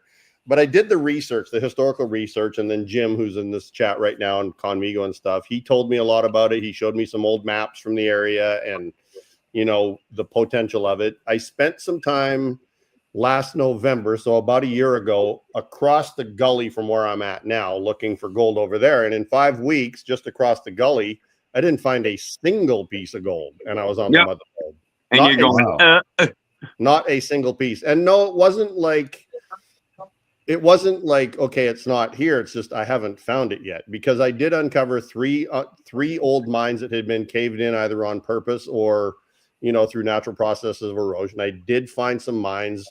I love being underground. Like the mariposite in this area, it's so thick. It's just like this monstrous. You walk into this place and there's this fucking green room of mariposite. It's just like, I don't even care if I find gold. It's like, look at what Mother Nature did, right? And I know the gold is there. We just weren't in the right spot. So, we're going to be doing some work together across the gulch next year. And so I had a very good feeling about where I was at when I did go and do the research on this property and then finally started digging. It's like, after a week, I'm like, okay, I'm in. I'm moving from where I was. I was up in Bear Valley, where Brian and I are digging. And I said, Brian, I'm taking off for a couple months. I'm going to go work this project for a while. And he's like, yeah, go, see ya. So is there anybody who has ever done or considered doing like mine tours to show people some of these old places the old timers used to go to down there? Not Where- for mining necessarily, just for showing people tours. Yeah, there's a couple of problems with that. One, MSHA is involved in every underground mine that's here. So Yeah, that's a so big. there's that, which we can't even take people underground at this mine because of the liability issues, MSHA regulations. People would have to do a 20-hour course online to become MSHA certified. It would be a site-specific certification, but it's like a 20-hour course just to be able to go underground here. Oh, It's 180 feet of ladders to go down. And then the other thing is, there's 5.5 million gallons of water in it right now. It's got 140 feet of water in a 180-foot hole. oh, And then geez. 4,000 feet of tunnel. So it takes 5 weeks just to pump it out. And then some of these other areas that I'm in, again, it's the same thing. It's like it's such a liability and insurance issue for where I'm at that it's not something we could do. Oh, There are, as far as I know, there's a few places you can go. You can go to Cripple Creek. There is a huge mine up there. In fact, I was up there last September, and I was going to go down in the mine, but it was closed that day. A week later, even though this mine has been operating as a tourist attraction for like 15 or 20 years, you cave in. 3 or 4 days, yeah, no, it didn't cave in, but the elevator, it collapsed or it did a runaway or something. Like one person got killed, like 8 or 9 people were trapped underground. They had to search and rescue them. But 3 or 4 days after I was in Cripple Creek last September, there was an accident. So it's more of a liability issue. One of the things I wanted to do is here at the mine, after we stopped mining, I wanted to do wine and dine in a gold mine. Couldn't get the insurance. The insurance would have been. Oh, geez. Yeah. Not even above ground, huh? Well, above ground, there's not much to see. Like above ground, you can come here and you can look down and see water 40 feet down. But other than that, yeah, there's nothing else you'd be able to see. Oh, well, Yeah, I'm just curious because there's a couple places just west of us in Idaho that there's the 2 locations, a silver mine and a gold mine, that they take you in horizontal shafts. So it's like, oh, I wonder if there's anything like that in California. That'd be really neat. Yeah, no, I've been selling gold to the one in Idaho for years and years and years for their panning. That's the one that's Just in Wallace, I think. Yeah, out of Wallace, yeah. I think. Yeah, no, not the one in Wallace. It's the one that's just east of Coeur d'Alene. I don't remember the name of it. You're still in Idaho when you're Yeah. I don't remember the name of it, but I used to sell gold for them for years. Well, there isn't much east of Coeur d'Alene before you're back in Montana. Yeah. Yeah, there's 2 main really towns there. Yeah. It's just after you get past where the old Wolf Lodge is. It's about 5 miles past Wolf Lodge on the left. I think it's called the Crystal Gold Mine or Crystal. I don't remember the name of it. It was like 10 years ago. There's state line, right? But it's 5 miles east of where Wolf Lodge used to be. There's a mine there that you can do tours. Kellogg or Silver Dollar. Yeah, I can look 455. I got it right here, I think. Sierra and Crystal. Yep. Yeah, it's the Crystal mine. The Crystal Gold Mine. Yeah. Yeah. Oh, the Crystal. Yep. I've got it marked. It's on my list for the next one I'm going to go see. Yeah. Oh. Yeah. So, anywho, does anybody in chat have any more questions for Dave? Get some chat questions going. Get them in while they're hot. Well, they think about the chat questions. It's probably a good time to mention that we are still working on the fundraiser to help out, one of the members of the Red Dirt Nation and Scrappy. We're still accepting donations. We have decided to move back the actual benefit night or the auction night from the end of October to the middle of November on the 16th. Just scheduling conflicts with all of us trying to, and it was a lot. We didn't want to rush it and have it not turn out so great. So right. If anybody would like to donate anything to our fundraiser, just reach out to any of us. You can speak up in chat or email us, however you want to do. You can talk to me on Conmigo. I'll donate a 1 gram Gold Bay pay dirt. Oh, that is incredible. Oh, wow. Thank you, Dave. And then, and since he did offer, I'll explain how it works. If you do decide to donate something, we just have you hang on to it, And then when the winner bids on it, then we have you ship it directly to the winner for you, Dave, or anybody else that's going to be donating. So Yeah, it's awesome. And I can just get Harrigan to ship it. I've got, Harrigan does all my pay dirt shipping out of Henderson. Cool. Thank you very much. You're awesome, man. Thank you very much. Thank you. Like I said, anybody else that's interested in donating, get a hold of any of us on here. And for those of you guys that are looking to get a gram of his, what'd you say, a pay dirt bag? Yeah, 1 gram of pay dirt. A pay dirt bag. I know we've got a few other pay dirt bags that have been pledged. I still haven't decided what I'm giving up right now, but I've got a couple different cool things pledged, and Lord Shadow's got some artwork. Oh, I know, I'm going to do a ring. That's one of them. I got 2, and well, actually, I'm going to throw one more in from. It's going to just be an unsearched from my butterfly mine. I've got a sticker pack and some swag, a little gold bag, just for a smaller prize to do. So. Oh yeah, and I got a sticker on a picker, or a picker on a sticker, whatever it is. I was going to say a sticker on. I like it. Picker on a sticker. I was going to do a sapphire on a sticker, since I've got stickers and sapphires. So, and it's not a booger. Love it. Yeah, I got all kinds of stuff. I just got to figure it out. Either one of these cool Bear Canyon agates polished or something else. Do you find any cool gems when you're mining, Dave? Quartz crystals typically. And, if I see a cool quartz crystal, I pick it up. I don't know, they just go hand in hand. So I don't have anything super killer, but I do like quartz crystals a lot. And, we get them quite a bit. You find a bunch of amethyst up there while you're doing it too? But no, not where I'm at, but we do find the mariposite. One of the things that's really cool here, I can show you this piece here. I don't know if it's going to show up on camera, but where I'm at now, I have 5 different ore chutes. So as I was saying earlier, the gold bearing veins run east and west in between the mother lode vein and the dike. There's an andesite dike. And I've got 5 different ore chutes, and I've been able to identify 5 distinctly different types of gold coming out of each vein. And this is the 3rd one on the structure. Oh, wow. You can see kind of the little, they look like sharp cuts in the quartz. Yeah. That's where the quartz was contacting calcite. So it was a calcite and quartz vein. Calcites wore out. Oh. Yeah, and then the calcites naturally eroded. So we have what are called the calcite casts. And you can see that the gold actually took on the shape of the calcite as well. We got these massive agates here Here's in Montana another one that are encased inside of calcite, and the calcite wears out and leaves these really cool patterns in the agates. It's pretty neat. Wow, yeah, you can see this one a little better because I haven't cleaned the quartz, so you can see where the calcite blades were. Oh, yeah. And then the gold as well. It has the calcite shape so on the it. calcite's pretty sharp there. Wow. Yeah. Okay. Man, that's neat. Very neat. All right. So in this moment in time, you could probably pick up 120 grams or 120 ounces of gold right now in an arm's length. Here or there. I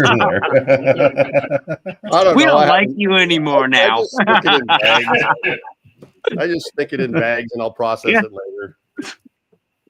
I'm taking that for lunch tomorrow. Yeah. So, yeah. Travis is letting everybody know, I believe, that Toronto just advanced to the World Series. So, congratulations. Yeah. Oh, well, I don't really like baseball that much anyway. Yeah. Who are the Blue Jays? The only ones I ever watched was the Osprey, and now they're it's our farm league here. Now they're the paddle heads, I don't know what went on. The only sport I ever watched was really hockey when I lived in Canada. I was a Canuck fan all the way through, but it's been 30 years since I've watched a hockey game. Yeah. I'm out there just digging for gold. That's where I'm going to spend my time. Dirt's better. Oh, John Doe lives 25 miles north of Mariposa. Big gold east of the Mother Lode too. Yeah, east-west veins. Been doing it for 20 years. John Doe, I'd like to meet up with you someday. So that's what I was thinking, but I don't live down there, so Yeah, well, 25 miles north of here is not that far. So he's probably where I'm at. He's probably where I'm working. Oh, yeah, That's about 25 miles from where I'm at. So there you go. Right by you guys can meet up real easy. That's how we ended up meeting all each other, Lord Shadow and everybody. It's in chat, like yeah. just, down the John road. Doe, you can send me a text message, John Doe. It's 509-951-5604. Yeah, I don't know who they are. I like hooking up with honestly, the I local forgot guys. that team existed, man. What's that? Travis, I'm just giving him crap. I forgot the Blue Jays existed. Yeah. Yeah, Jim Richmond, it is an adventure at the highest level, and the people you meet up with and the things you talk about, and the life we get to live that is our passion. It's worth more than all the gold you find. Is being able to do this as a living. I'm really blessed, and Yeah. I've been a millionaire and broke multiple times. I've said I'm quitting multiple times, and everybody just freaking laughed. And they said, "Oh, we'll give them 2 months, but it's usually a couple of weeks." And it's like, yeah, and you're back at it. Oh yeah, so. We've all hit that frustration point where it's like, I'm done, I'm over, and just not doing it anymore. And then next time you go out, old Miss Mother Nature or the gold gods go, here, I'll give you a little, and then you suck you right back in. It's like a slot machine, right? You're down to your last $10 and you hit $70. It's like, okay, when I get 50, I'll cash out. No, when I get to 20, and then you get down to $15 and you hit, and then you're at 130. It's like, okay, now I can, Yeah. Same fucking thing. It's such a crapshoot, Yeah. I love it, Yeah. But it's kind of a bummer when your buddy is, digging 5 feet away and hitting more gold than you are, and you just going, No. Oh, are you talking about when I hit that patch of red dirt? Is I hate taking beginners out. I hate taking people out that have never done it before, because they're going to find more. Oh yeah, every time. Beginner's luck just every time, man. Oh yeah. Yeah, me and Stacy were digging in the same corner, and I went like 10 feet downstream from him and put my shovel in the dirt and found a patch of red dirt. And it's just like, you freaking asshole. I know. But the thing is, you're secretly happy, and it's yeah. And deep down inside, you're going, yes, we cool. share holes. I had the people come in, grab buckets out of my hole. I wasn't a greedy person. I have to, except where I'm working commercially, but same thing. If I'm prospecting recreational, have at her, man. There's gold in that hole. Well, it's the gold club we work at, right? So we've got, the 4 claims, and the way I look at it is we're here to have fun and learn. So if I can show you what you're looking for, now that I've found it, you can get some gold, you can see it, you can get addicted. Let's have some fun. Yep. And it's like, win or doubt, if you're not finding gold over there, I am here. Come on over. And it's like, I want whatever. I want people to be as sick in the head as I am. So definitely, here you go, man. Go after it. I want to see them, come back again and again and again, and try to stab that vein.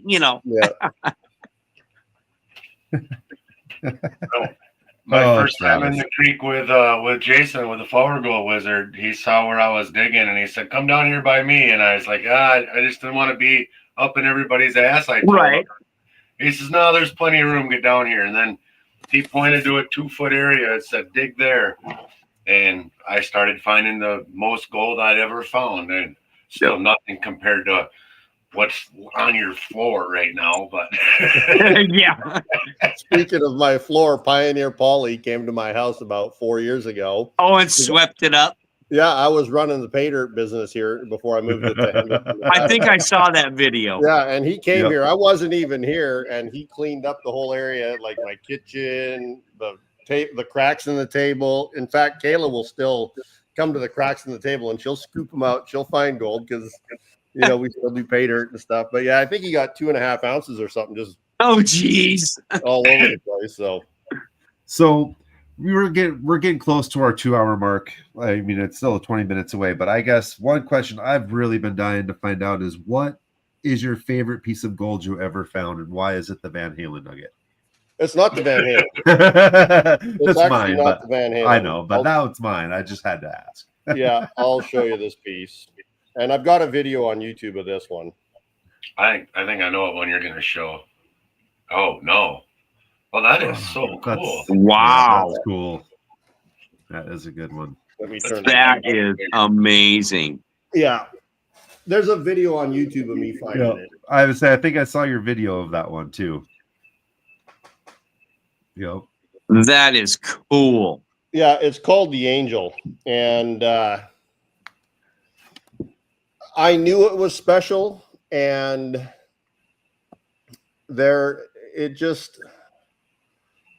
it was unexpected where I found it. We were finding quite a bit of gold, and this one was only it was about a 1/4 ounce of gold, but I got more than 100 grand for it. Wow. And I won't say the exact amount for it, but it's in most of the major high-end collector community and people that are into the really elite stuff, they've all said the same thing. It's the best piece of gold on the planet that size. Wow. And it is. Like, the picture just doesn't even do it justice. It's so mirror finish bright. It's just like dazzling. It's like a mirror, and both sides are just equally as good. It's just a spectacular piece. Wow. The video's on YouTube, it's on Instagram, it's on TikTok and stuff of me actually narrating over finding it, what it looked like when I first found it. I think I got some pictures of what it looks like when I first found it too. Hang on. Pretty sure I do, actually. But that's the piece cool, for sure. Honestly, any of the gold that he has, though, would be a pleasure to hold in your hand. Oh, yeah. One of the things about crystallized gold, it's kind of a blessing and a curse. Once you find gold like that, you're kind of addicted to finding more like that. Yeah. So this is what it looked like when it came out of the ground. Oh, it didn't look like much. Let me turn the brightness down on my phone here. You could see it. Definitely tarnished, though. But yeah, it had black manganese on it. Oh, manganese. Okay. Yeah, and that's that black stuff on it. Okay. I thought that was wow. Yeah, it doesn't look like gold at all right there. Just a few little, little striations here and there. Mud on the back. That's what it looks like. Up into that pretty specimen. Oh yeah. My God. So this is by far the favorite piece. Like, this is the pinnacle. It was found on January 12th, 2018. That's nice, Scrappy. See you, Scrappy. And that's what it looked like. That's what it looked like still in the vein. I could see just a little bit of it. Oh, geez. And then I chopped out the whole chunk of vein to get it out. That was the piece of quartz that it was on when I brought it up from down below. Wicked. Oh my God. And then as you started, that's what it came out as. Wow, that's freaking beautiful. Yeah. I love the lines, kind of looks like a flag a little bit, Yeah. So, it's just sick. So when you find a piece of gold like that, where you can see just a bit of it in the quartz, how do you know that you can chase it to find something like that inside the rock? Well, you use a pinpointer. You figure out where the gold is in it. You look at it under a microscope. You study it. And the thing that was interesting about this piece, though, which is really weird, is that piece of quartz that I was holding in my hand. Uh-huh. I took, the very first thing you do is you rinse the mud off. So I actually turned the tap water on in the kitchen sink. I put the rock underneath the water, and the whole end of it fell off. And the gold was just sitting there on the other piece of rock. I didn't have to remove any rock. It naturally fractured right where that piece of gold. Wow. So it literally fell off, and then all I had to do was clean the gold. It literally prepared itself. Wow. It was some lucky wild. stuff. I thought I broke it. I thought it I mean- fell off, but it was in the piece that was in my hand. The piece that fell into the sink had Was no it coating. nothing? Wow. and that I mean, I've piece seen you was do sticking up. videos where you're like air chiseling quartz off of specimens. Oh, yeah. And Air all kinds of crazy chisel. stuff. Oxyacetylene torches, acids, heat shock, So sandblasting. what is the I guess the piece of gold that you wish you still had, you sold that you wish you still had? That one. Oh, that one? Yep, Travis was just asking if you still had it. No, to be a gold miner and to be able to continue to do this life that I live, you got to sell shit. Yeah. I know you can't keep it all. No, yeah, You and wish you could. the one piece that I'm not going to sell is that big wire. I won't sell that one. There's The a finger? plan for that one. Yeah. But as far as I don't regret that I sold it. I've been able to mine for the next 9 years because of the gold I've sold. So Right. Yeah, there you go. Miner Ma is asking me a question. Hey Dave, is the Axe Gold Monster 2300 my fave? Interesting that you should say that. I love the gold, like the GPZ and the Monster are the two detectors that I'm using right now. The Axiom would be one that I would use as well. I haven't turned my 2300 on for years and years and years. It's just sitting here simply because it's super sensitive, but it also doesn't discriminate. And the Gold Monster just eliminates you having to do that. Yep. Here's something that people don't know. The Minelab 2000s were shipped today, and mine got shipped today. I'm one of the first people in the country to get the 2000. I should have it. Nice. I should have it by Wednesday. Awesome. They Videos actually to got come, I'm shipped sure. today to dealers, but I happen to know somebody, and I get one this week. So you That's knew a awesome. guy. And yeah, I did. Oh, it pays to know people, doesn't it? Yeah, that's we know a guy. Yeah, and on the 7000, by the way, I do love the Nugget Finder Z-Fine 12-inch coil. I prefer it over the stock coil. It's better on the specimen gold. It's lighter weight, and it's just not as touch sensitive too. Like if you're bumping the ground, like I keep my coil on the ground. So you would rather have a 12-inch coil than, let's say, a little 6-inch? On my GPZ? On that one in particular. On the GPZ 7000, yeah, I use a 12-inch coil. Okay. And then you use the Gold Monster to pinpoint. So I have the Monster over my shoulder, and I have the GPZ. And when I get a signal, if it's non-ferrous, like I can tell the difference between non-ferrous and ferrous with my GPZ, just the tone. And then I'll pinpoint with the Monster and dig them up. In fact, So you're most talking of about my the videos, Gold Monster 1000? yeah, most of my Okay. videos, you'll see the GPZs laying on the ground behind me, and I'm using the Monster to do the pinpointing and the super fast recovery. It's just way quicker to recover. So you have a smaller coil then on Yeah, it's a what, little 6 what, inches? 6 or It's a 5 4-inch inch coil. or Oh, whatever yours it is. 4. Okay. Yeah, 4-inch round. Oh, a little 4-inch. Okay. Yep.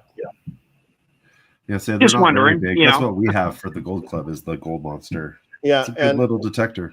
working on it. Yeah, the Axiom is a phenomenal detector. I've got 3 of them. I let people use them. In fact, with the 13-inch double D coil on the Axiom, I found a piece of smaller gold than I could with my SDC 2300 with the Coiltech elliptical coil. No shit. I've got a video on YouTube about that too.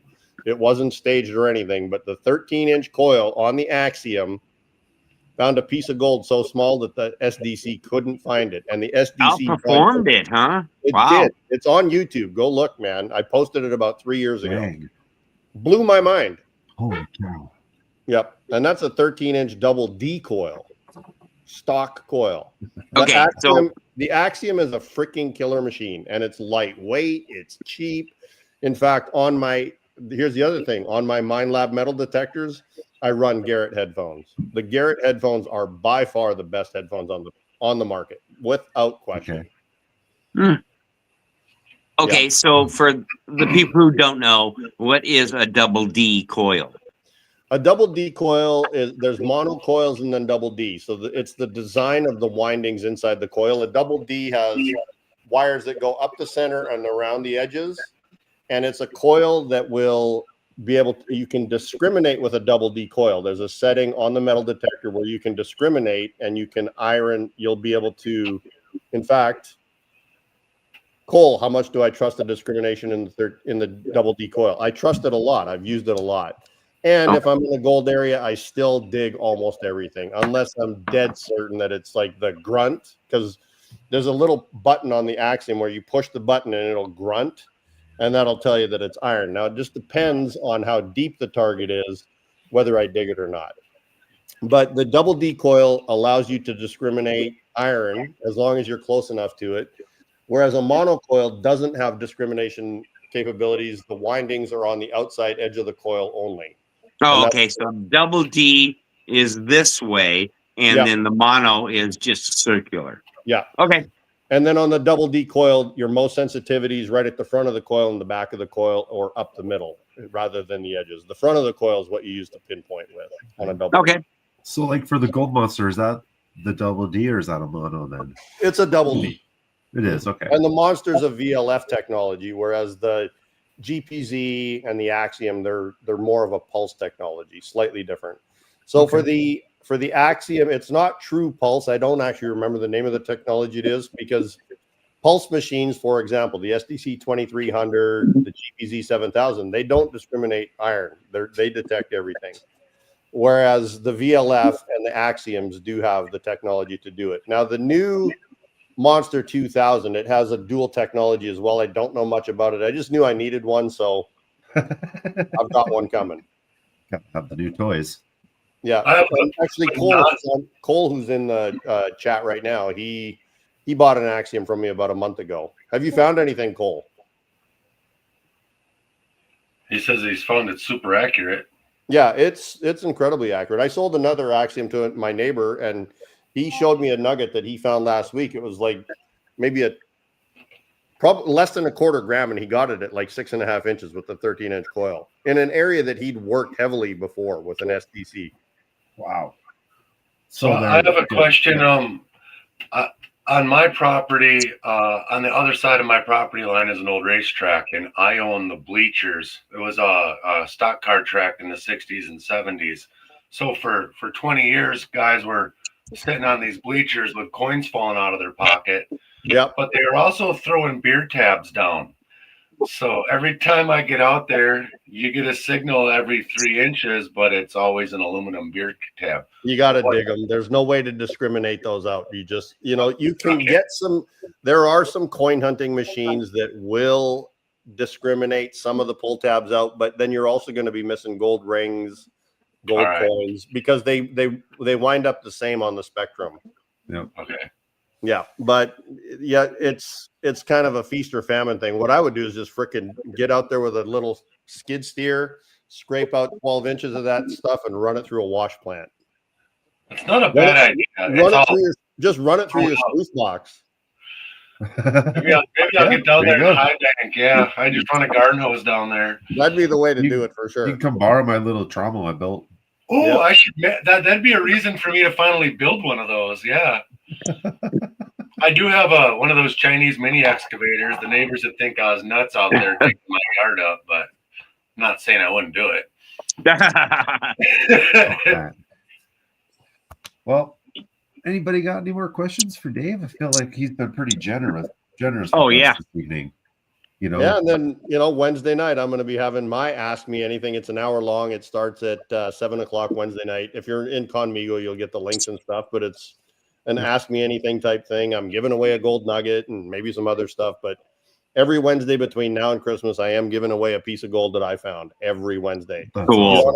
You don't have to be on the call. All you have to be is part of Conmigo group and the Gold Bay group on Conmigo, and you're automatically entered to win. So nice.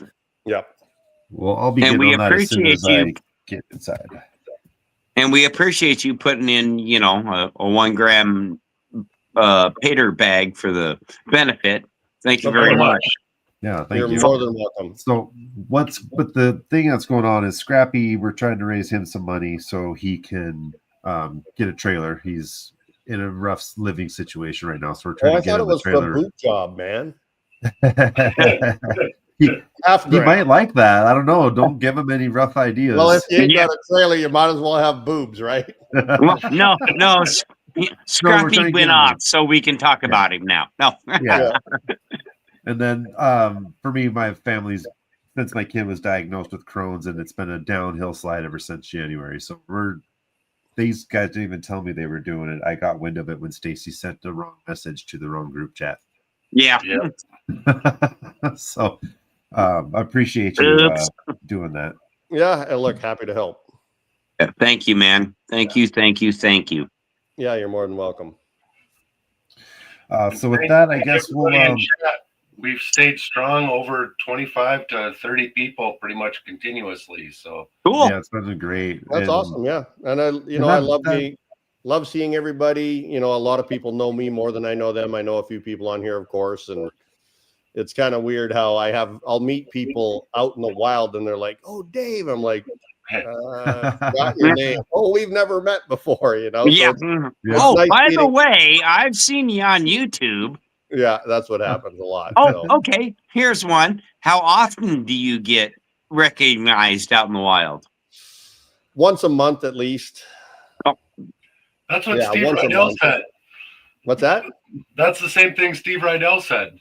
Yeah, but the problem is most people say, "Aren't you one of the Baldwin brothers?" I'm like, no. That's what happens, actually.